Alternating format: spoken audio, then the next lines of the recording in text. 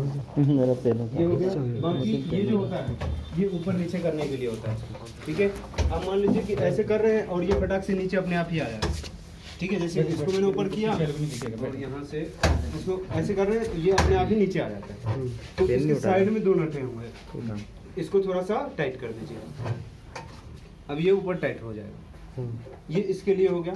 बाकी इस चीज़ों को नॉलेज को मान लीजिए कि आगे की ओर आ गया, ऐसे आ गया, ठीक है। तो इसको एडजस्ट करने के लिए ये चीज़ का यूज करना है, ठीक है। आगे करना है पीछे करना है उसके लिए इसका यूज करना है। इसमें भी आपके पास नट लगे होते हैं तो इजीली इसको ऊपर नीचे कर सकते हैं। बाकी ये पिन जो होता है इसको होता है ये टाइट करने के लिए, जैसे कि ये चीज़ घुमाना है लूज करना है तो इस चीज़ के लिए यहाँ पे लगे होते हैं, ठीक है। इसको इस तरीके से इसको भी जब आपका फिक्स हो जाए तो इसको भी टाइट कर सकते हैं, ठीक है। इस चीज़ के लिए होता है। बाकी इधर भी लगा हुआ है तो इसको हमने खोल दिया, देखो बिल्कुल ईजी हो गया, ठीक है। बाकी इस हीट को ना टाइट कर दीजिए जहाँ पर जैसे ही है कि जिससे कि इधर उधर ना हो। ये चीज़ें हो गया हमारे पास। बाकी ये आगे पीछे करने के लिए हो ही गया। बाकी ये नट जो होता है मान लीजिए किसी भी बोर्ड को आप कर रहे हो एडजस्ट करने तो ये एडजस्ट कर सकते हैं, उसको बोर्ड लगा के जैसे चाहे उसे एडजस्ट कर सकते हैं। बाकी उसके बाद मान लीजिए कि ये चीज़ स्टैंड है तो इस स्टैंड को ऊपर नीचे करने के लिए जैसे इधर कम पड़ है तो इधर बोर्ड का साइज ज़्यादा है, ये साइड है तो इसको कम ज़्यादा कर सकते हैं। इधर से ये भी होता है इसको भी कम ज़्यादा कर सकते हैं, ठीक है जी। जो सेंटर का नोजल है वो फिक्स है। हाँ, सेंट्रल का नोजल फिक्स रखना पड़ेगा क्योंकि नीचे का फिक्स होता है तो इसको नीचे का फिक्स ही रखना पड़ेगा। बाकी इस साइज को डिपेंड करता है कि जैसे ब्रिज अपन निकाल रहे हैं तो उसी अकॉर्डिंग आपको नोजल भी लगाना पड़ेगा इसमें, ठीक है। तो ये नोजल हमारे इस बोर्ड के लिए परफेक्ट है, कोई दिक्कत है ही नहीं क्योंकि वही साइज का है। इसको यहाँ पर सेट करते हैं। सेट करने के बाद इसको सेंटर देख लेंगे कि सही जगह पे है या नहीं। सही जगह है, कोई दिक्कत नहीं है।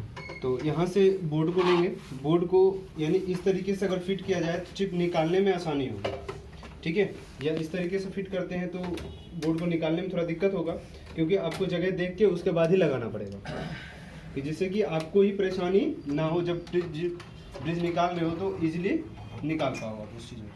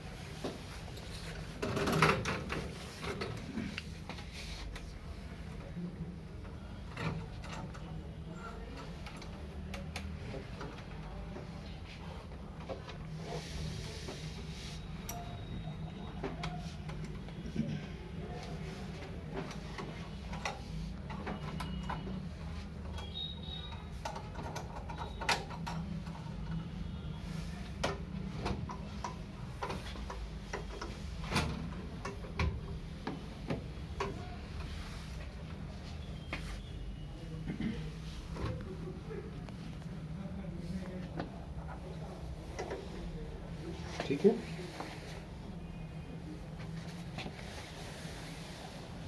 हो जाएगा हमारा काम, कोई दिक्कत वाली बात नहीं। एक ट्यूजर होना चाहिए आपके पास। बटन ट्यूजर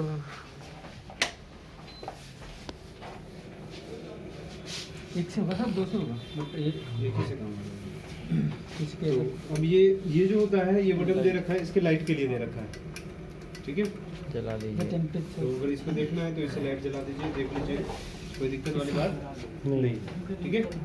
इस तरीके से इसको लाइट को भी जला सकते हैं, ऑफ कर सकते हैं, ऑन कर सकते हैं, ठीक है।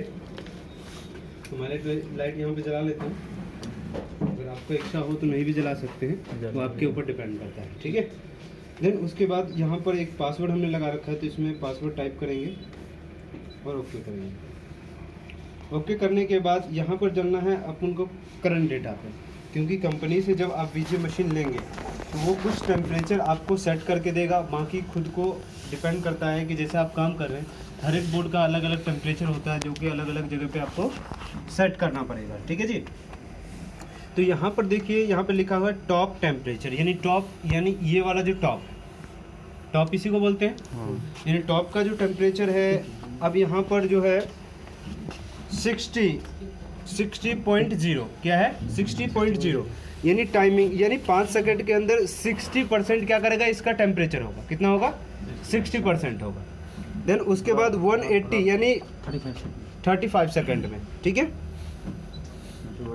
देन उसके बाद यहाँ पर जो है 200 है 40 ऐसी तरीके से सारे रीडिंग आपको दे रखा है। तो इस तरीके से आपको यहाँ पे सेट करना। अगर मान लीजिए कि आपको ये 60 से ज़्यादा करना है तो यहाँ पे डेटा को आप चेंज कर सकते हैं ठीक है।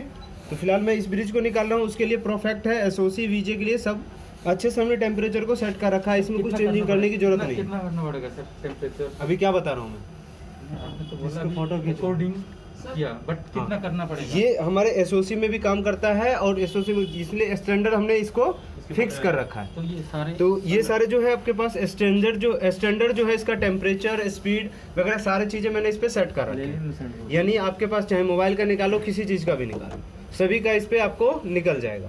ऐसा तो नहीं है इसके अंदर कोई प्रीसेट्स होते हैं सीपीयू के हिसाब से?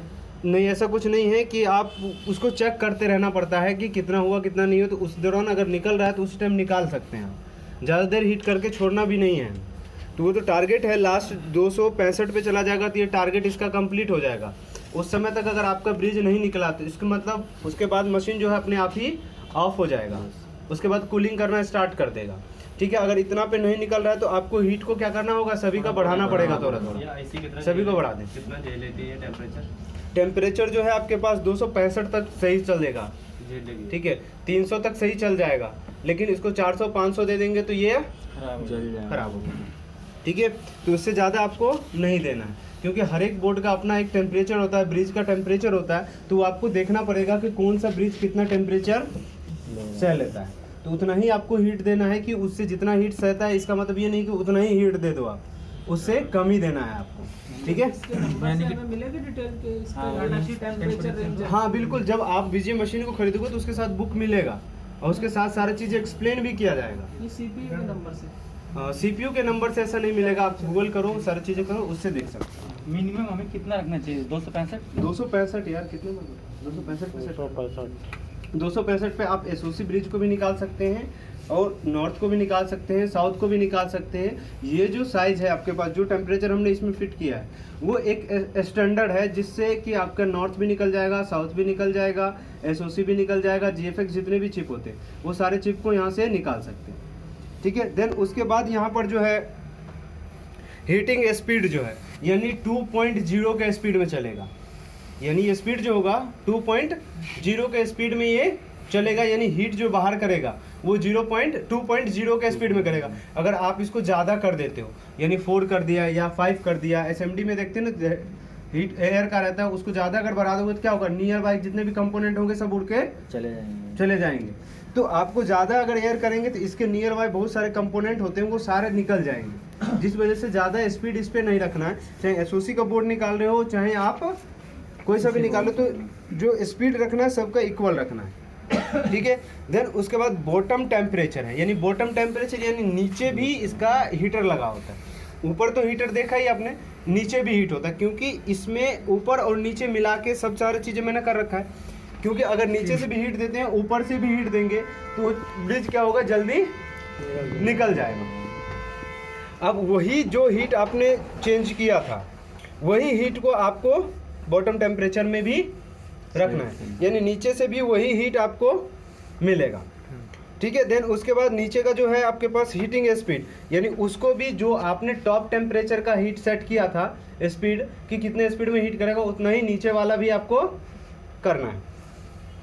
देन आईआर सेंसर, यानी इसमें जो होता है आईआर सेंसर भी लगा होता है, यानी जब इसका टारगेट कंप्लीट हो जाता है तब आपको मैसेज भी देगा कि जिससे कि आपका मशीन जो है वो ऑफ हो जाएगा, वो टारगेट पूरा होने के बाद वो मशीन अपने आप ही ऑफ कर देगा ठीक है। देन उसके बाद टाइमिंग जो है तो आईआर सेंसर की यही टाइमिंग है क्योंकि जिस अकॉर्डिंग इसका टाइमिंग सेट किया जाता है, यानी कितना हीट किया जाता है, यानी बॉटम टेम्परेचर के अकॉर्डिंग इसका मैंने हीट को सेट कर रखा है कि यानी टाइमिंग जो होगा आपके पास आईआर का नीचे के अकॉर्डिंग आपको इसमें सेट कर देना है। देन इसका स्पीड भी रहेगा क्योंकि जिस स्पीड से आपका एसएमडी काम कर रहा है, इसका जितना स्पीड से इसका एसएमडी काम करता है उतना ही स्पीड से क्या करेगा, आईआर भी चलेगा, जब भी तो उसको ऑफ कर पाएगा, नहीं तो पता चले आईआर पीछे है और हीट आगे है तो कभी मैच करेगा नहीं, जिस वजह से आईआर काम करेगा नहीं ठीक है, तो इस तरीके से आपको सारी चीज़ें सेट करने के बाद